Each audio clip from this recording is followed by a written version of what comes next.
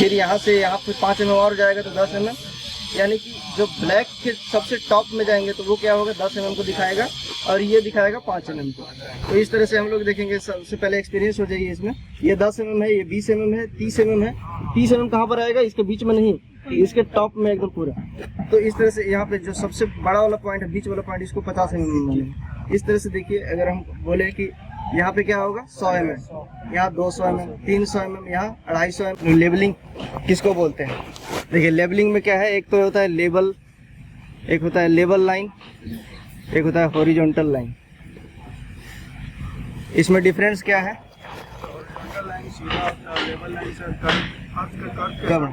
हाँ, parallel to the surface of earth. सबको पता है ना कि अर्थ जो है स्फेरिकल सरफेस में है, गोल है। गोल नहीं है एक्चुअली, जियोइड सरफेस में, जियोइड बोलते हैं इसको। इस शेप में है कुछ अजीब टाइप का, लेकिन इसका एवरेज लाइन को लेकर के हम लोग मानते हैं कि ठीक है ये गोल है। जहाँ से थोड़ा उठा हुआ है उसको हम थोड़ा सा अंदर कर लेते हैं, जहाँ पे डाउन है थोड़ा सा अप कर लेते हैं, और उसका एक एवरेज लाइन को हम लोग बोलते हैं कि ये गोल है, धरती गोल है। धरती गोल है, इसमें अब देखेंगे कि इसको लेवल लाइन हम लोग बोलेंगे कि ये लाइन जो है इसके जितना भी इसका पैरेलल में लाइन जाएगा ये सब लेवल लाइन होगा। ये सभी लाइंस लेवल लाइन कहलाएंगे। लेकिन वही हॉरिजॉन्टल लाइन क्या होगा? जो इससे टेंजेंट होगा। टेंजेंट का मतलब है जो रेडियस के साथ 90 डिग्री का एंगल बनाएगा, या फिर इसको हम बोलते हैं टेंजेंट लाइन, या हिंदी में बोलते हैं स्पर्श रेखा। हाँ, तो उस लाइन को बोलेंगे हॉरिजॉन्टल लाइन। लेकिन क्या होता है कि अर्थ जो है इतना बड़ा है कि उसको हॉरिजॉन्टल लाइन और लेवल लाइन में, हॉरिजॉन्टल लाइन और लेवल लाइन में इस तरह से होगा। एक तो लाइन जाएगा तिरछा जाएगा, मतलब गोल जाएगा, एक जो जाएगा सीधा जाएगा।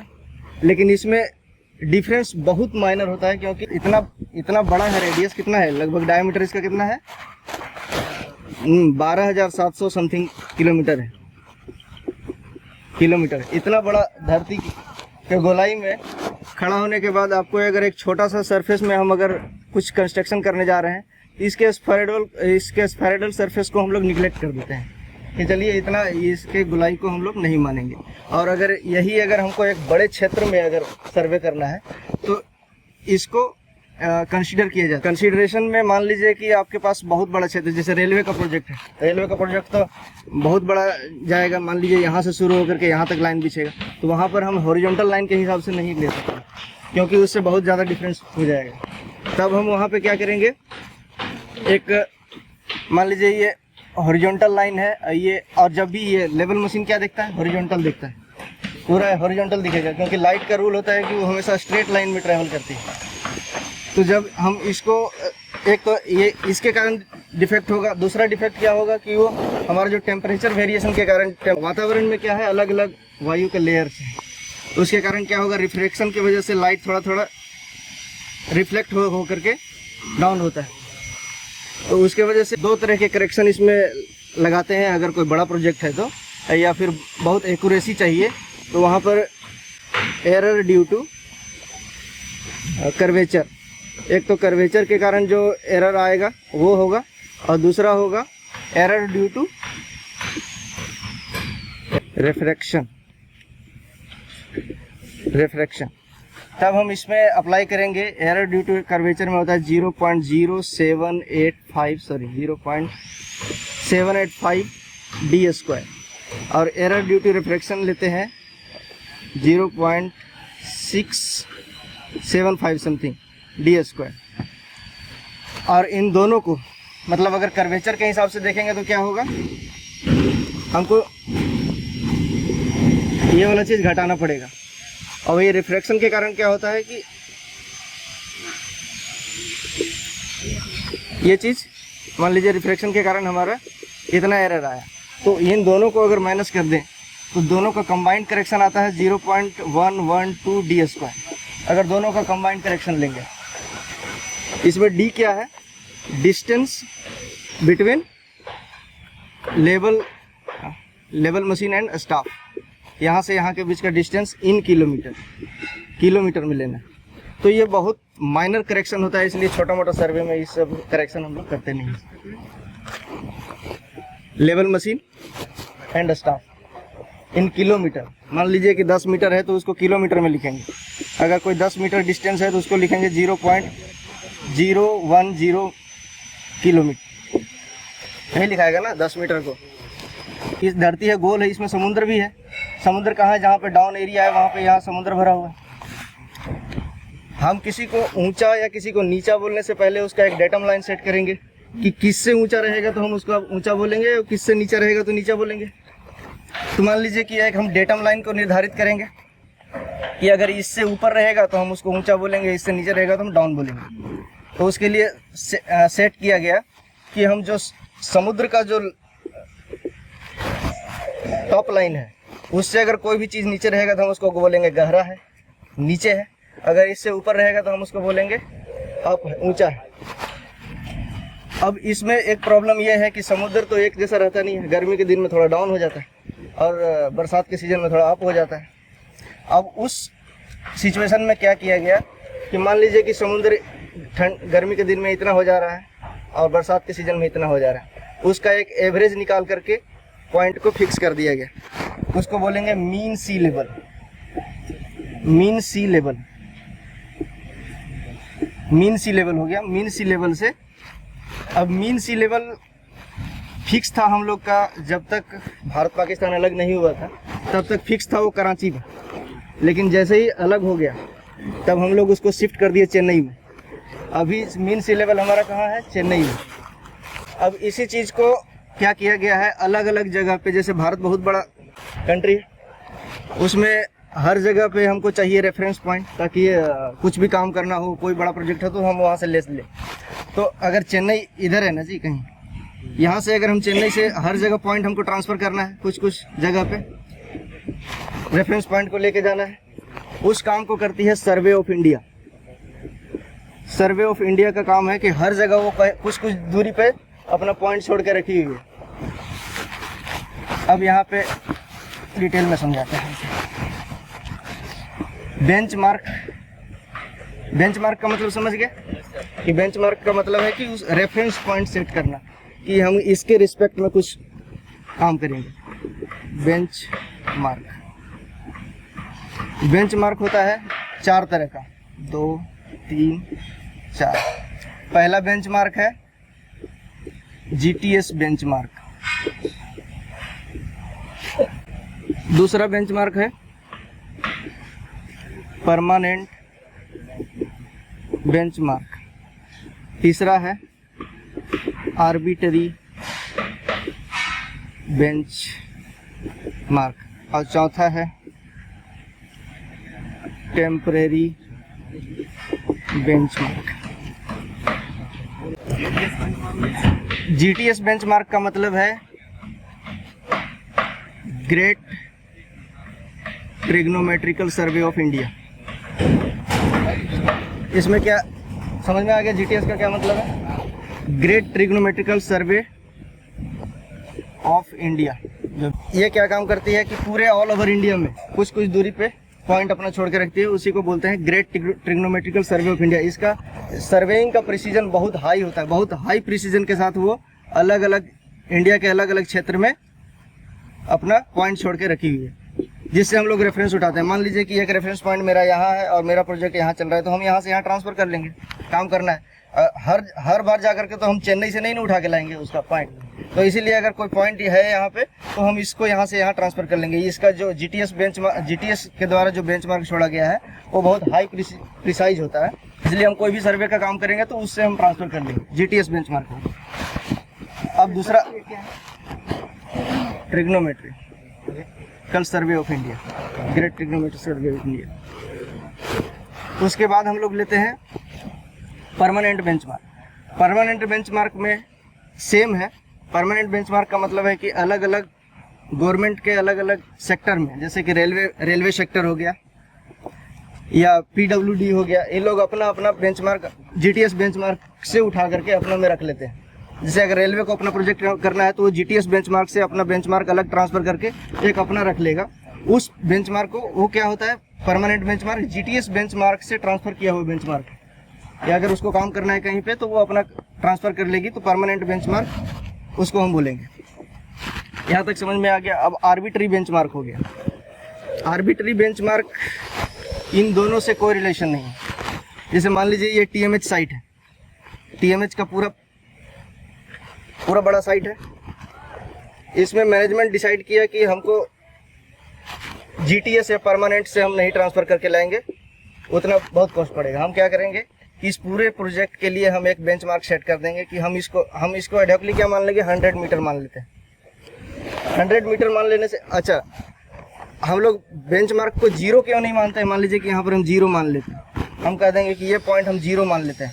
इससे एक दिक्कत आएगा कि कहीं पर अगर डाउन जाएगा तो नेगेटिव वैल्यू आ जाएगी। 2 मीटर नीचे चला गया, नेगेटिव पॉजिटिव करने में आपको पता है कि जब माइनस और प्लस होता है तो बहुत ज़्यादा कैलकुलेशन में एरर आता है, बार बार माइनस प्लस करने की जगह। तो हम लोग एडोपली मान लेते हैं कि चलिए किसी एक जगह पे हम लोग मान लेते हैं 100, ऐसा वैल्यू रखते हैं जिसमें कभी निगेटिव आने का चांस ना हो। मान लीजिए सबसे डाउन पॉइंट मेरा 100 मीटर से नीचे नहीं जाएगा किसी भी हालत में, तो हम 100 मान के चलते हैं। ऐसे बेंचमार्क को हम लोग क्या बोलेंगे, आर्बिट्री बेंचमार्क, मतलब किसी एज्यूम किया हुआ बेंचमार्क। जैसे हम लोग यहाँ खुद 100 रखे हुए हैं ना, सीढ़ी के ऊपर जो रखे हुए हैं इस साइट में, वो 100 रखे हुए हैं। वो कौन सा बेंचमार्क हुआ, आर्बिट्री बेंचमार्क है। मतलब एक एज्यूम किया हुआ बेंचमार्क है, वो किसी समुद्री तल से ऊंचाई नहीं लिया गया, बस एक एज्यूम किया गया है कि यहाँ 100 रख लेते हैं। उसके बाद हम देख लेंगे कि फ्लोर बीम कितना पर रहेगा, छज्जा कितना पर रहेगा, टॉप बैंड कितना पर रहेगा। वो एक एज्यूम किया हुआ बेंचमार्क है, तो एक आर्बिट्री बेंचमार्क हो गया।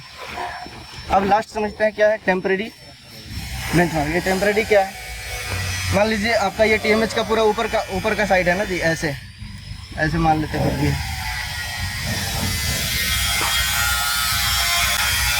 इस तरह से कुछ है। यहाँ पे आपका सीढ़ी है, यहाँ पे बेंचमार्क हमने 100 रखा हुआ है। मान लीजिए आप यहाँ पे वॉल भी है, कॉरिडोर है, ऐसे इस तरह से है। मान लीजिए आप यहाँ से आज काम करना शुरू किए, यहाँ मशीन खड़ा करके यहाँ से हमने पॉइंट उठा लिया और यहाँ पर हमको लेवल देना था, हमने लेवल दे भी दिया। लेकिन नेक्स्ट दिन हमको इधर काम करना है, तो हम क्या करेंगे, यहाँ से उठाएंगे, ट्रांसफ़र कर लेंगे एक रात के लिए। कल हम नेक्स्ट डे आएंगे तो यहाँ से उठाएंगे, हमको फिर यहाँ से शुरू नहीं करना पड़ेगा। तो यहाँ पर हमने एक टेम्परेरी कुछ देर के लिए यहाँ पर हमने बेंचमार्क रख लिया, वैसे बेंचमार्क को कहेंगे temporary benchmark. Height of instrument. चौथा है बैक साइट।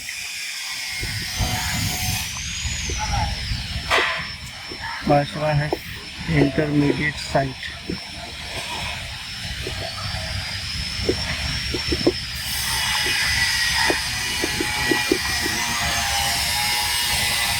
सबको क्लियर है।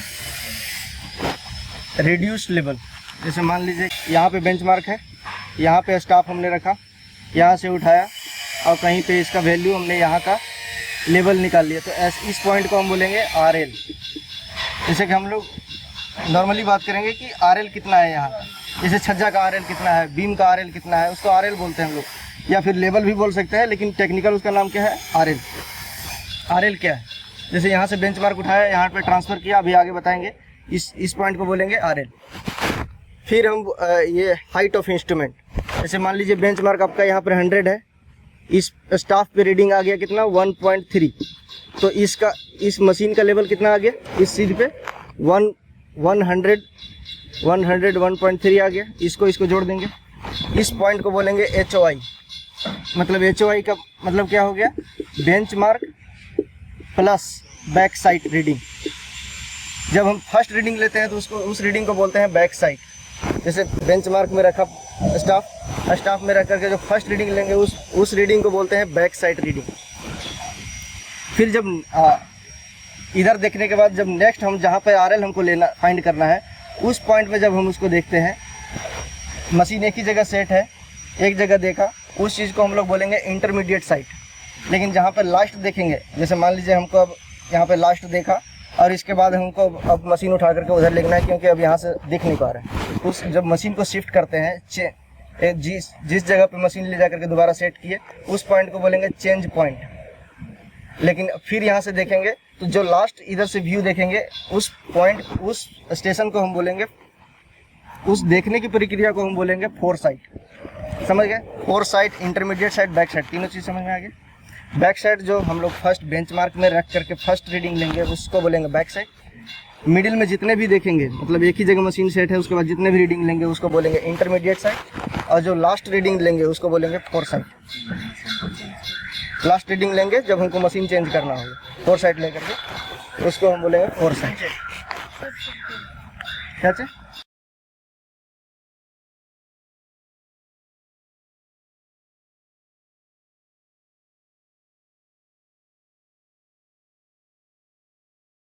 लेवल लेने का तरीका बताते हैं। जैसे बहुत बड़ा रोड है, उसमें हमको लेवल लेना है हर एक पॉइंट पे। हम क्या करेंगे, बेंचमार्क से अपना उठाएंगे, बेंचमार्क में फर्स्ट स्टाफ रखेंगे, यहाँ से रीडिंग लेंगे, इस साइड को बोलेंगे बैक साइड रीडिंग। फिर हम नेक्स्ट देखेंगे, इसको बोलेंगे इंटरमीडिएट साइड। फिर यहीं से देखेंगे, इस स्टाफ को यहीं से दिख जाएगा तो इसको भी बोलेंगे इंटरमीडिएट साइड।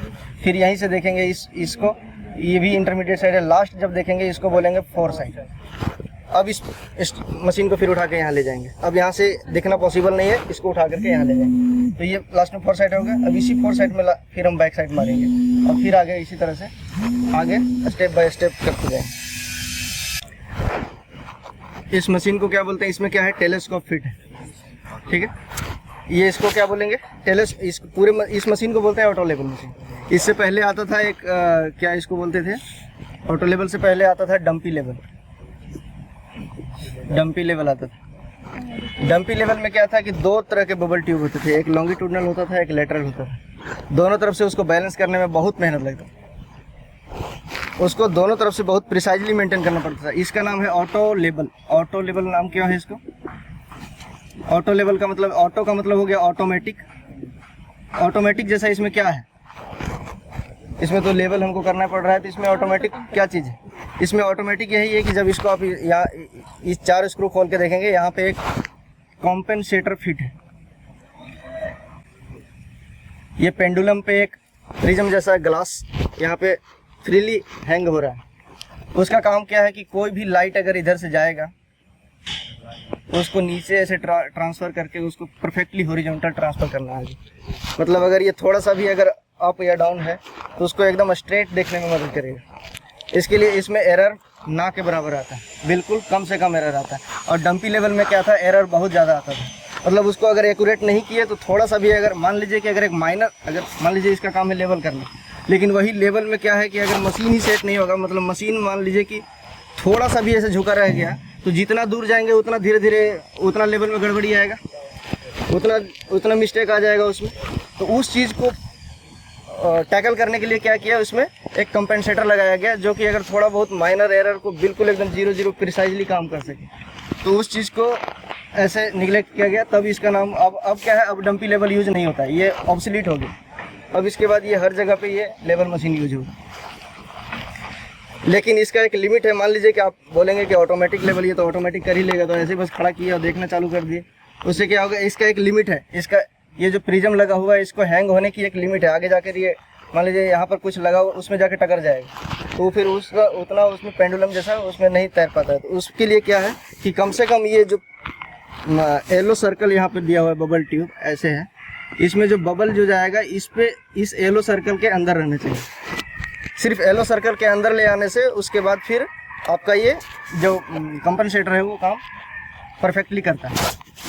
अब इस मशीन में दो तरीके का एडजस्टमेंट होता है। एक तो टेम्परेरी एडजस्टमेंट है, टेम्परेरी एडजस्टमेंट, और एक है परमानेंट एडजस्टमेंट। दो तरीके का एडजस्टमेंट, टेम्परेरी, परमानेंट। टेम्परेरी में क्या है कि हम जहाँ भी इसको खड़ा करेंगे वहाँ पे इसको प्रॉपर लेवल वगैरह सब कुछ करेंगे, उसको बोलेंगे टेम्परेरी एडजस्टमेंट। लेकिन परमानेंट एडजस्टमेंट में क्या है कि मान लीजिए कि ये मशीन ही ख़राब है, मशीन में ये कुछ और देख रहा है, इसका स्क्रू डाउन है, इस चीज़ को सही करने के लिए मान लीजिए कि इसमें क्या है, परमानेंट टेम्परेरी एडजस्टमेंट में क्या है, इसका जो एक्सिस है और इसका जो ग्लास का एक्सिस है एकदम सेम कोइंसाइड करना चाहिए। दूसरा चीज़ है ये बबल ट्यूब और इसका एक्सिस दोनों सेम होना चाहिए। मान लीजिए कि बबल तो यहाँ लेवल दिखा रहा है लेकिन ये ऊपर देख रहा है, तो वो चीज़ सही करने के लिए उस चीज़ को हम बोलेंगे परमानेंट एडजस्टमेंट। वो चीज़ एक ख़ास लैब में किया जाता है कि उसका पूरा टेस्टिंग होता है इस मशीन का, उसको बोलेंगे परमानेंट एडजस्टमेंट। अब टेम्परेरी एडजस्टमेंट को हम लोग को तो परमानेंट एडजस्टमेंट नहीं सीखेंगे क्योंकि ये लैब में होगा। और दूसरा चीज़ टेम्परेरी एडजस्टमेंट सीखते हैं। टेम्परेरी में क्या है, सबसे पहले क्या करेंगे हम लोग, जहाँ पर मशीन खड़ा करेंगे वहाँ पे सबसे पहला काम है, सबसे पहले इसका नाम देखें, इसका नाम है ट्राइपॉड स्टैंड। ये तीनों स्क्रू का क्या नाम है, फुट स्क्रू, इसका टेंजेंट स्क्रू, हाँ थोड़ा बहुत इधर उधर घुमाने के लिए इसको क्या बोलेंगे, फॉक्सिंग स्क्रू, इसको बोलेंगे आई पीस। ये 3-4 चीज़ें हैं। सबसे पहले क्या करेंगे, यहाँ पर देखेंगे ये चीज़ है टेम्परेरी क्लैंप है, ये चीज़ है लास्ट में फिक्स करने के लिए। और आपका ये इसको बोलते हैं, इस प्लेट को बोलेंगे ट्राई बैच प्लेट। पहले यहाँ पर एक ट्राई बैच प्लेट आता था, अभी इसमें नहीं आ रहा, इसमें नहीं है। सबसे पहले क्या करना है, आपको मशीन को सेट करना है। कहीं पर गए, हमने पहले इसको लगाया, उसके बाद मशीन को लगाना है। मशीन को लगाने के बाद ये देखना है कि सारा जो फुट स्क्रू है वो सभी बराबर खुले हुए हैं कि नहीं। बराबर खुले हुए का पहचान क्या है, यहाँ पे डॉट जो है सब में बराबर दिखना चाहिए। एक यहाँ पर लाइनिंग टाइप का है, वो सब बराबर बाहर निकला होना चाहिए। उसके बाद तीसरा चीज़ क्या देखेंगे इसमें हम लोग, सबसे पहले हम लोग कोशिश करेंगे कि इसका लेग से इसको लेवल करने का। पहले हम इससे लेवल नहीं करेंगे, पहले सबसे पहले इससे लेवल करेंगे कि ये थोड़ा सा इधर मांग रहा है, ये थोड़ा सा इधर मांग रहा है, या ये थोड़ा सा खुलना मांग रहा है। मान लीजिए यहाँ लेवल अप डाउन है नीचे, तो इसको हो सकता है इसको थोड़ा सा खोलना पड़ सके, थोड़ा सा डाउन करना पड़ सके। इस तरह से करके इसको एक फिक्स कर लेंगे। अब जो माइनर थोड़ा बहुत रह जाएगा वो इस फुट स्क्रू के मदद से करेंगे। फुट स्क्रू से मदद से कैसे करेंगे, मान लीजिए यहाँ पे तीन फुट स्क्रू है। इस तरह से लेवल का ये जो टेलीस्कोप है उसको इसके परपेंडिकुलर रखेंगे, मतलब 2 स्क्रू के बीच में रखेंगे। इस तरह से 2 स्क्रू है उसके बीच में ऐसे रखेंगे। उसके बाद क्या है, उसके बाद मान लीजिए ये अगर इसको ऊपर नीचे करना है तो इस स्क्रू का मदद लेंगे। अगर इसको इधर टिल्ट करना है, इसके लिए ये दोनों स्क्रू को या तो इनवर्ड दोनों को एक साथ अंदर की तरफ ऐसे घुमाएंगे, या तो आउटवर्ड दोनों को आउटवर्ड घुमाएंगे। और लास्ट में अगर इसको अप डाउन करना है तो या तो इसको ऐसे घुमाएंगे या तो ऐसे घुमाएंगे, सिर्फ अकेले को, ये सेट हो जाएगा। उसके बाद आपका लेवल, ये मशीन सेट हो गया। उसके बाद आप लेवलिंग के लिए प्रोसीड कर सकते हैं। हम लोग मेन पॉइंट पे आते हैं कि हमारा जो यहाँ पे काम चल रहा है वो किस तरह से चल रहा है। सबसे पहले इस प्रोजेक्ट में क्या हुआ, एक सर्वे हुआ, उसमें पता चला कि लेवल कितना अप डाउन है, जो छत है वो कितना अप डाउन है। उस हिसाब से हम लोग सेट किए कि एक हम लोग सीढ़ी के पास मार्किंग कर लिए, 100 मीटर का एक बेंच मार्क बना लिया। उसके बाद पूरे साइट में डिसाइड हुआ कि हम लोग का जो कुछ इस तरह से है,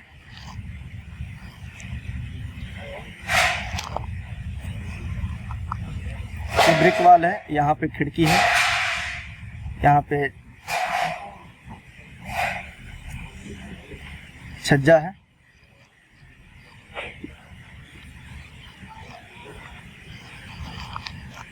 मान लीजिए इधर फ्लोर बीम भी है ना, इधर फ्लोर बीम है,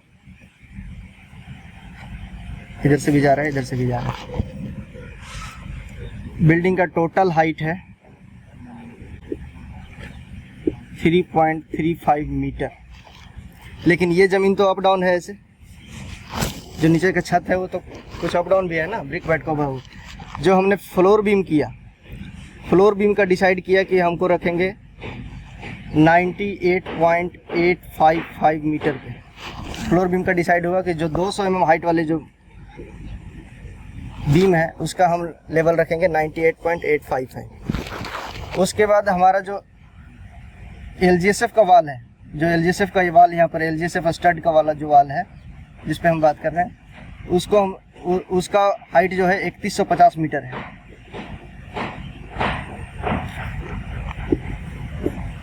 इसका मान है 3150। तो अगर 98.855 में प्लस करेंगे, अगर यहाँ का लेवल फाइंड करना है तो हम लोग क्या करेंगे, यहाँ से डिस्टेंस, यहाँ से इसका हाइट है 3150 मीटर। अगर यहाँ का लेवल फाइंड करना हो टॉप का, तो हम क्या समझेंगे, क्या इसको ऐड करेंगे, इस इतना लेवल में इतना प्लस कर देंगे, यानी यहाँ का लेवल क्या हो जाएगा 98.855 प्लस 3.15 होगा। लेकिन क्या हुआ कि कास्टिंग करते समय इसमें कुछ डेविएशन आ गया, कहीं पे अप कहीं पे डाउन हो गया। तो हमने डिसाइड किया कि 10 mm हम लोग मार्जिन लेके चलेंगे। तो हमने 3150 की जगह इसको कर दिया 3160, ताकि थोड़ा बहुत डेविएशन को हम लोग उसमें मैनेज करें। अब इस जगह टॉप लेवल का क्या लेवल हो गया, ऐड करके बताइए। 98.855 प्लस 3.1605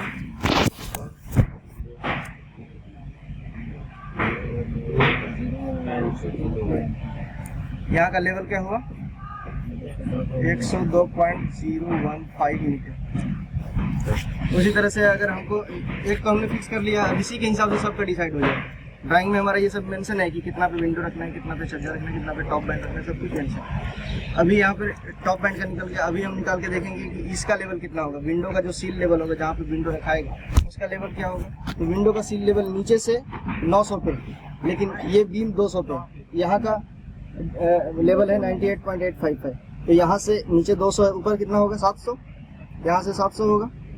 तो अभी इसका लेवल हम लोग कितना मानेंगे, 98.855 प्लस 0.7 मीटर, यानी 700 mm का मतलब क्या होता है, 1000 mm बराबर क्या है, 1 मीटर होता है। अगर हम लोग mm को कन्वर्ट करना चाहेंगे मीटर में, मतलब 700 mm को कन्वर्ट करना चाहिए, डिवाइड बाई 1000 करेंगे तो वो 0.7 आएगा। इसमें हम लोग 0.7 प्लस करेंगे, कितना आ जाएगा,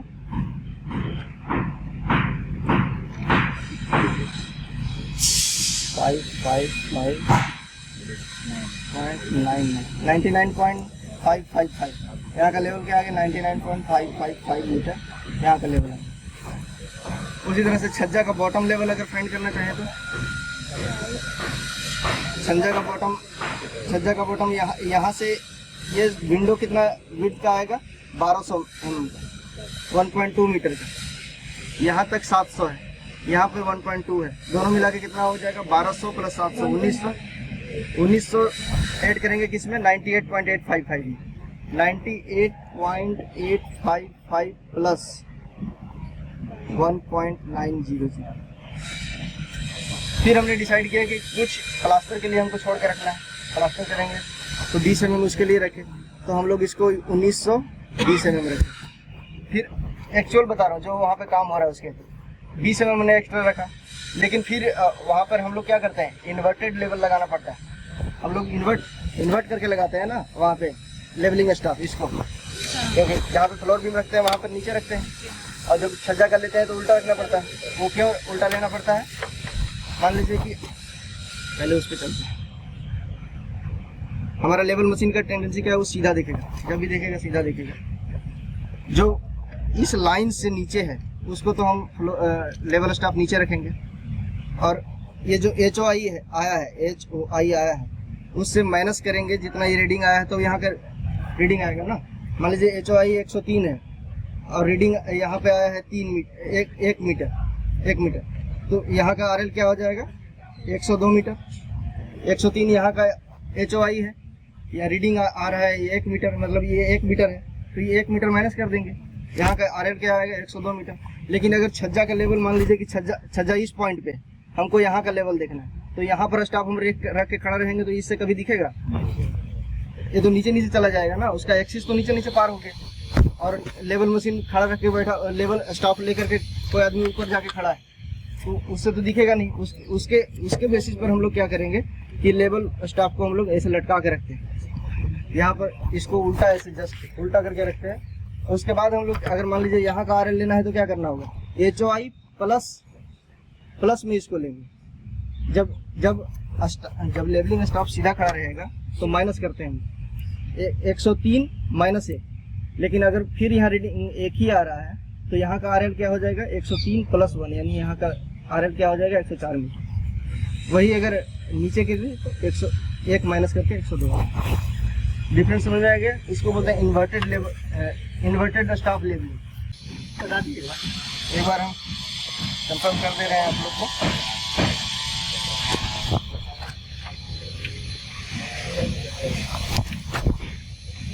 ये लेवलिंग स्टाफ क्या है, एक तरह से टेप और कुछ नहीं। इसमें सिर्फ टेप पढ़ना आ गया तो इसको भी पढ़ना आ गया। इसमें फ़र्क क्या है कि इसमें मार्किंग जो है 5-5 mm के दिया होगा किसी भी इंस्ट्रूमेंट का एक लिस्ट काउंट होता है, लिस्ट काउंट।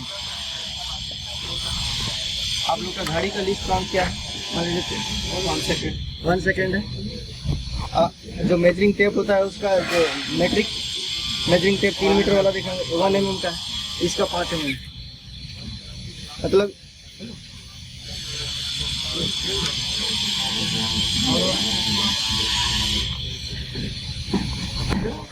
यहाँ पे क्या है, सबसे पहला यहाँ से यहाँ जाएंगे 5 mm, फिर यहाँ से यहाँ पे 5 mm और जाएगा तो 10 mm, यानी कि जो ब्लैक के सबसे टॉप में जाएंगे तो वो क्या होगा 10 mm को दिखाएगा और ये दिखाएगा 5 mm को। तो इस तरह से हम लोग देखेंगे। सबसे पहले एक्सपीरियंस हो जाइए इसमें।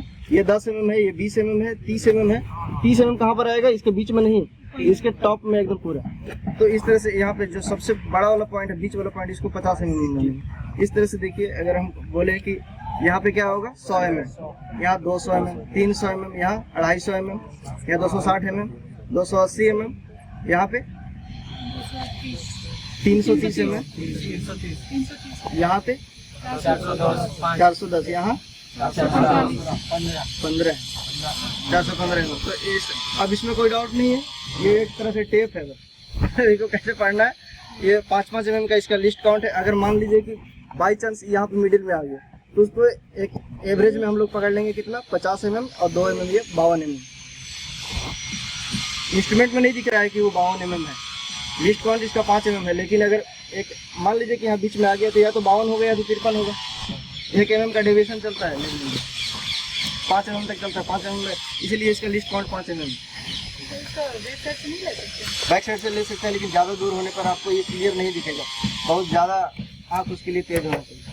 इसमें थोड़ा बड़ा होने के बाद क्या होता है, आदमी तुरंत पढ़ लेता है। जब उसको पता है कि 5 mm में कुछ फर्क नहीं पड़ने वाला है तो इसीलिए इधर से देखते हैं। अगर हाईली प्रिसाइजली आपको काम करना है फिर इधर से पढ़िए, कोई इशू नहीं, पढ़ सकते हैं। इस पे यहाँ पे फिट है डायाफ्राम। डायाफ्राम में आपको दिखेगा इस टाइप का मार्किंग दिखेगा। आपको रीडिंग कौन वाला से लेते हैं आप लोग? मिडिल से लेना है। ये दोनों का काम क्या है? फिर ये दोनों का काम आप लोग को नेक्स्ट किसी सेशन में बता देंगे। जब ये